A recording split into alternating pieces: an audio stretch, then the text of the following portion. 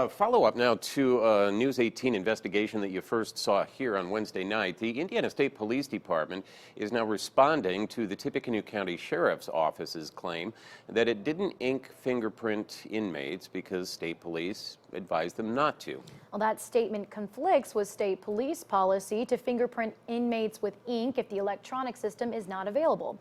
As we told you Wednesday, last summer, an electronic fingerprinting machine was glitching for about a month, and as a result, 500 inmates were not fingerprinted.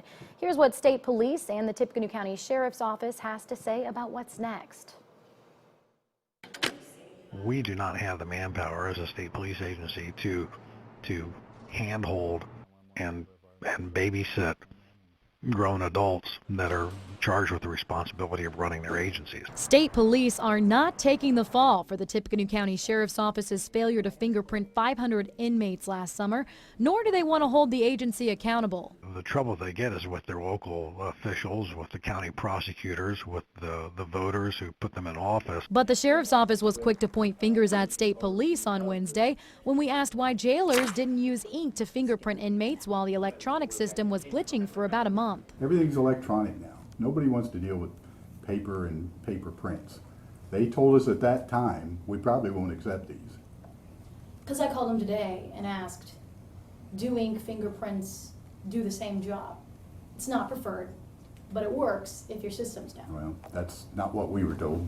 That would not be an accurate statement. What is the accurate statement? We prefer to always have electronic because those are the most accurate, but anything made by man is subject to failure, and the electronic fingerprinting devices, they do fail and they have to be repaired, and when that happens we know that crime doesn't stop, and we do accept hand-rolled fingerprints. But Sheriff Barry Richards stands by his staff and their word, despite the fact there are currently several sheriff's agencies around the state still using ink fingerprints today. They did make the call.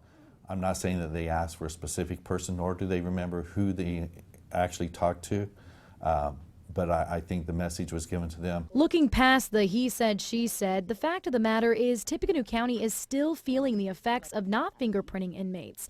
The prosecutor's office and courts have been using resources to find the undocumented people for months and has narrowed down the number of former inmates without fingerprints to 148. We'll do what's necessary to catch this up. It was a glitch. It was unfortunate. If we knew what we know today back then, from day one or day two, let's say, because obviously you really are optimistic you're going to fix it. But yes, the cards would be used, the ink would be used, and we would progress as that way.